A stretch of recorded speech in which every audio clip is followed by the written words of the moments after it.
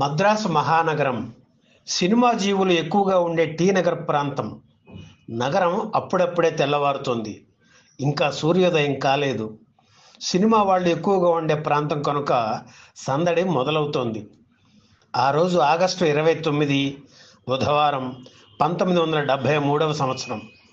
ఉన్నట్లుండి ఓ వీధిలోని ఇంట్లోంచి అమ్మో పొడి చేశాడు, నా కూతురు బలైపోయింది బాబో అంటూ పెద్దగా వినిపించిన ఓ మహిళ కంఠం ఇంకా నిద్రపోతున్న వారిని ఉలిక్కిపడేలా చేసింది.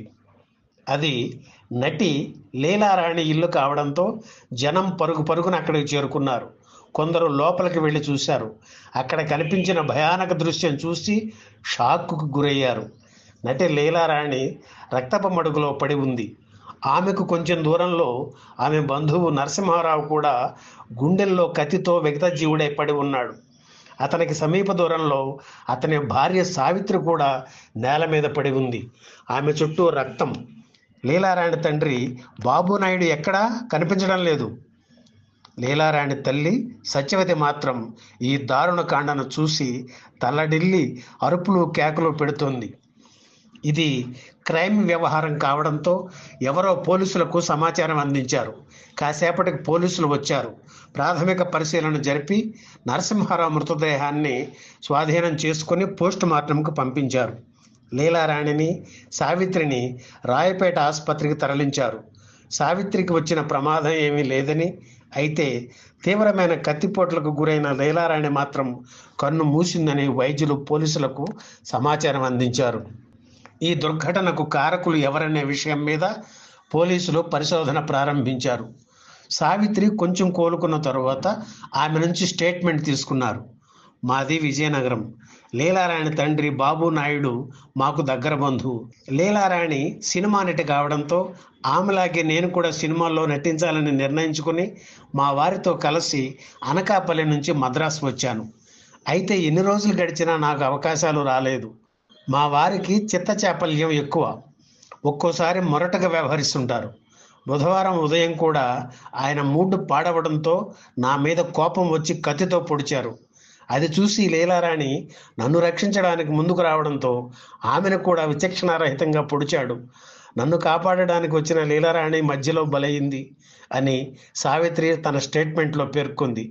అయితే నరసింహారావు హత్యకు గురైన సంగతి పోలీసులు ఆమెకు తెలియనివ్వలేదు.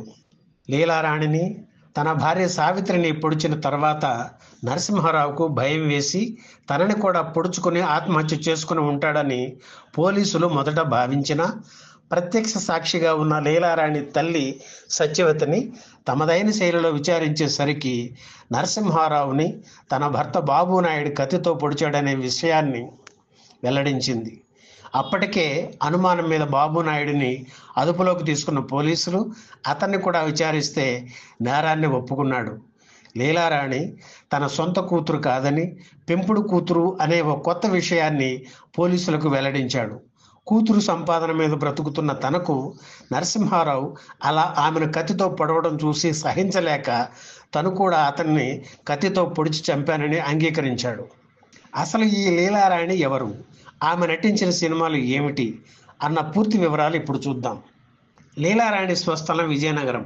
1955 మే 20న పుట్టారు. ఆమె సొంత తండ్రిగా చలామణి అయిన బాబునాయుడు రంగస్థల నటుడు. పౌరాణిక పాత్రలు పోషించడంలో ప్రసిద్ధి. ఆయన ప్రోత్సాహంతోనే 10వ ఏట రంగస్థల ప్రవేశం చేశారు లీలారాణి. బాలనటిగా కొన్ని నాటకాల్లో నటించిన లీలారాణి 1967 నుంచి సాంఘిక నాటకాల్లో హీరోయిన్గా నటించేవారు. దాదాపు 150 నాటకాల్లో ఆమె నటించింది. పల్లెపడుచు, కులం లేని పిల్ల, పంజరంలో పక్షులు, శ్రీమంతులు, చిల్లర కొట్టు చిట్టమ్మ తదితర నాటకాలు లీలారాణికి మంచి పేరు తెచ్చిపెట్టాయి. ఆమె మంచి గాయని కూడా. 1970లో అరచేతిలో వైకుంఠం అనే డాక్యుమెంటరీలో నటించడానికి మద్రాసు వచ్చారు లీలారాణి. అది కార్యరూపం దాల్చక ముందే హీరో కృష్ణ నటించిన అత్తలు కోడళ్ళు చిత్రంలో అవకాశం వచ్చింది.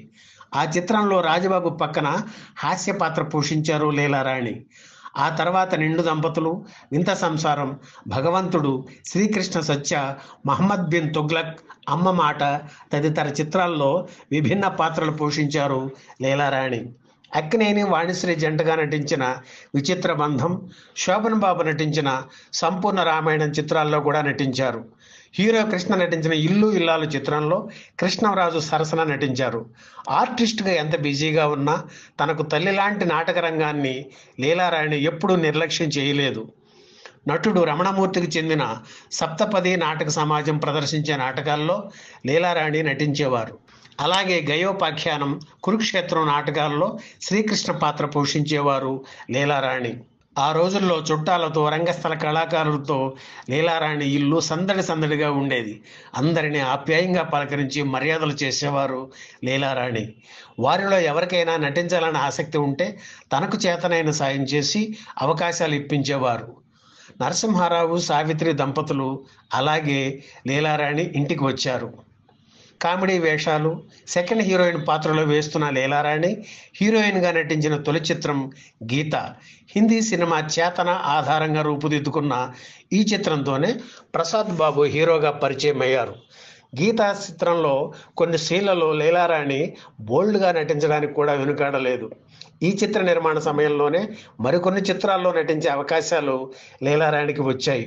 ఇక తన కష్టాలు అన్నీ తీరిపోయాయని, తన కృషికి తగ్గ ఫలితం లభించిందని లీలారాణి ఎంతో సంతోషించారు.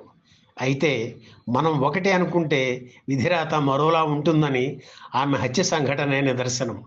ఎంతటి సినిమా నటి అయినా లీలారాణి కూడా ఆడదే కదా. చిత్ర పరిశ్రమలో తనకు ఓ తోడు, అండ ఉండాలని ఆమె కోరుకుంది. అందుకే ఆనాటి ప్రముఖ దర్శకుడు పి. చంద్రశేఖర రెడ్డిని నమ్ముకుంది. వీరిద్దరి సాన్నిహిత్యం గురించి ఆ రోజుల్లో చిత్ర పరిశ్రమలో ప్రతి ఒక్కరికి తెలుసు. పరిశ్రమలో ఇటువంటి బంధాలు, అనుబంధాలు సహజమే కనుక తెలిసినా తెలియనట్లే ఉంటూ ఎవరూ పెద్దగా పట్టించుకోలేదు. గుట్టు చప్పుడు కాకుండా వీరి అనుబంధం కొంతకాలం కొనసాగింది. అందుకే లీలారాణి హత్యకు గురైందైన వార్త తెలియగానే దర్శకుడు పి. చంద్రశేఖర్ రెడ్డి కొంతకాలం అజ్ఞాతంలోకి వెళ్లారని అప్పటి వారు చెప్పిన మాట. లీలారాణి హత్యకు గురైన 4 నెలలకు అంటే డిసెంబర్ 21న ఆమె హీరోయిన్గా నటించిన తొలి చిత్రం గీత విడుదలయ్యింది. ఆమె అంతిమ యాత్ర దృశ్యాలు చిత్రీకరించి ఈ సినిమాతో పాటు ప్రదర్శించడంతో అది చూసిన ప్రతి ఒక్కరూ లీలారాణిని తలుచుకుని కళ్ళనీళ్లు పెట్టుకున్నారు. లీలారాణి నటించిన చివరి చిత్రం కలిసొచ్చిన కాలం 1974 మే 23న విడుదలయ్యింది. ఈ వీడియో మీకు నచ్చితే లైక్ చేయండి, షేర్ చేయండి, వెంటనే సబ్స్క్రైబ్ కూడా చేయండి.